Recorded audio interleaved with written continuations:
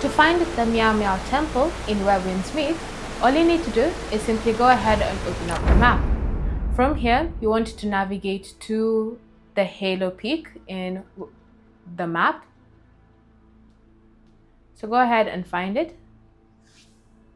So this means you'll have to go to Sundara, and then from Halo Peak, you should be able to see this Meow Meow Temple landmark shop.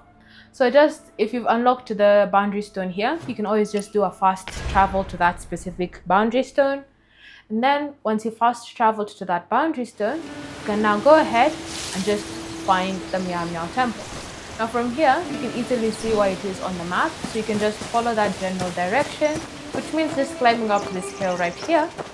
And once you've done that, you should be able to see the Meow Meow Temple, and you'll have multiple paths.